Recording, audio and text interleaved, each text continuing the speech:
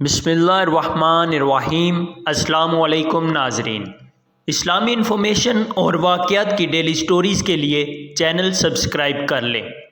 یہ قصہ ہے محبت کی ایک بے مثل داستان کا، اور بے مثل محبت پر مالک کی لازوال عطا کا قصہ۔ وہ ایک گمنام بوڑھا شخص تھا جسے اپنی مادری زبان بلوچی کے علاوہ کوئی اور زبان نہ آتی تھی۔ عربی تو کچا، اسے اردو تک نہ آتی تھی۔ اس کی ساری زندگی دوسروں کی بکریاں چراتے ایک جھونپڑی میں گزری تھی، جھونپڑی جو اس کی اپنی زمین پر نہ تھی، سردار کی زمین پر مجبور اور موسموں کی شدت سے شرمسار کھڑی تھی۔ جھونپڑی بس ایسی تھی کہ آسمان سے ساری دھوپ، ساری گرمی، سردی اور بارشوں کا سارا پانی اس میں سے گزر کر بابا جی پر آ برستا تھا۔ بابا مگر اسی میں خوش تھے۔ شکوہ کیا ہوتا ہے شاید بابا یہ جانتا بھی نہ تھا۔ جتنا میسر تھا اس سے زیادہ کی اسے پرواہ بھی نہ تھی۔ اس نے اس بات کی پرواہ کہ اس کے پاس پکا جوڑ، موسموں سے بچانے والا کوئی کچا کوٹھا تک نہ تھا، نہ اس کا ملال کہ اس کے پاس زیست کرنے کو معمولی سا سامان بھی نہ تھا، نہ اس کی فکر کہ اس کا روزگار بس اجرت پر دوسروں کی بکریاں چرانا تھا، اس کے سوا کچھ نہ تھا۔ عجیب شخص تھا کہ وہ بکریاں چرانے کی انبیاء کی سنت پر ہی عمل پیرا نہ تھا، اس کے دل میں ایک اور سنت بھی چپکے پل رہی تھی اور بڑھ رہی تھی۔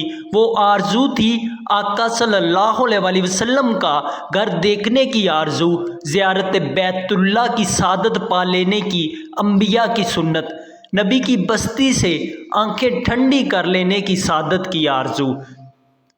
زاد راہ اس کے پاس کیا ہوتا کہ جس کے پاس زاد زندگی ہی نہ تھا، مگر تمنا تھی اور بڑی منہ زور تمنا تھی۔ وہ بکریاں چراتا رہا، اجرت پر چرائی بکریوں سے اپنے حصے کے بچے وصولتا رہا۔ یوں ہی کوئی ایک اور بچہ اس کے حصے میں آتا، اسے لگتا آقا صلی اللہ علیہ وسلم کا گھر اس کے نصیبے سے کچھ اور قریب آ لگا ہے۔ وہ ہر حصے اجرت میں آئے بچے کے ساتھ نبی صلی اللہ علیہ وسلم کا گھر دیکھنے کی اپنی خواہش بھی پالتا رہا۔ پھر ایک دفعہ جب تن پر اچھے کپڑے نہ تھے، پاؤں میں مناسب جوتا نہ تھا، جھونپڑی میں موسموں کی شدت روکنے کی موزوں صلاحیت نہ تھی، اس کے پاس بکریوں کی اجرت کے کچھ پیسے جمع ہو گئے، تب اس کا چاہ دیکھا نہ جاتا تھا کہ اس کے دل نے الارم بجایا، پیارے آقا صلی اللہ علیہ وسلم کا گھر دیکھنے کا ٹائم آ گیا۔ عشق کے امتحان مگر ابھی اور بھی تھے، ابھی محبوب کے ہاں حاضری کا ٹائم نہ آیا تھا۔ انسانیت پر کرونا کا امتحان آ گیا۔ اس نے رضا کی گردن جھکائی اور تمنا بغل میں داب لی۔ وہ انتظار کی سولی پہ لٹک گیا۔ کرونا گزرا تو در محبوب تک جانے کے لیے زاد راہ اور بڑھ گیا تھا۔ اسی دوران اس کے پاس مگر کچھ اور بکریاں آ گئی تھیں۔ ان بکریوں کا عمر بھر کی جمع پونجی کا، زندگی بھر کی محبت کا اور بھلا کیا مصروف ہو سکتا تھا۔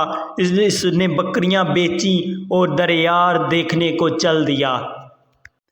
نہ ساتھ کوئی ساتھی اور نہ رشتہ دار، مگر اس راہ کا ہر مسافر اپنا ہی تو ہوتا ہے۔ ایک تھیلا بغل میں دابے، بالآخر ایک سویر وہ آقا صلی اللہ علیہ وسلم کے مدینے میں کھڑا تھا۔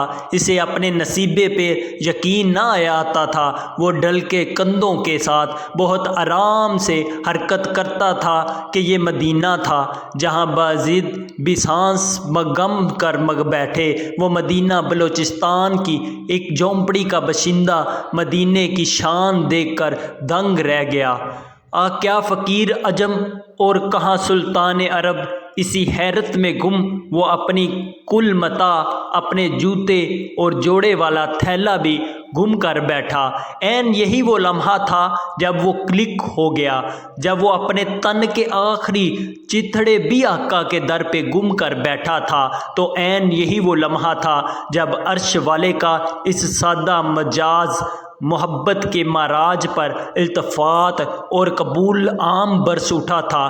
عین اسی لمحے آسمانی میڈیا حرکت میں آیا اور صحابہ کے حلیے والا بزرگ کے نام سے وہ عرب و عجم کی میڈیا پر وائرل ہو گیا۔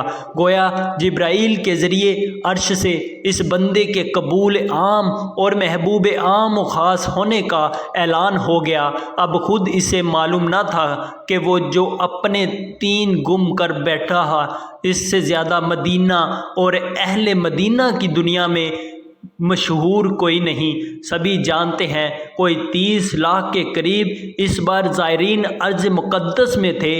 ان میں کروڑوں پتی بھی ہوں گے، ارب پتی بھی۔ وہاں 3 دفعہ کا وزیر اعظم بھی تھا، اور جانے کون کون رستم زماں محدث زماں وہاں موجود تھا۔ جو بھی تھا گمنام ہی تھا، یہاں کا مشہور شخص اور زمان زد عام شخص، مگر آج کے دن ایک ہی تھا، اور وہ تھا بابا عبد القادر مری، جو 15 سال سے لوگوں کی بکریوں کے ساتھ اپنی ایک تمنا پال کے یہاں آگے گم ہو گیا تھا۔ وہ بکری پالتا تو یقیناً اس کا مالک بھی تو بڑا لجپال تھا۔ اس نے اسے فرش سے اٹھایا اور عرب و عجم میں نامور کر دیا، تاجروں اور تاج دروں سے زیادہ نامور کر دیا۔ اب عرب و عجم سے اس بابے کو پکارا جا رہا ہے۔ میڈیا اور عرب کے مخیر حضرات حج پہ بلانے کو اس کے پیچھے پڑے ہیں۔ ہم تم کی خدا نے ڈیوٹی لگا دی کہ اس کی کہانیاں کہیں اور سنیں سنائیں، سارے پڑھے لکھے ایک ان پڑھ کی کہانی سنائیں۔ اللہ اللہ، یہ قصہ ہے محبت کی ایک بے مثل داستان کا، اور بے مثل محبت پر مالک کی لازوال عطا کا قصہ۔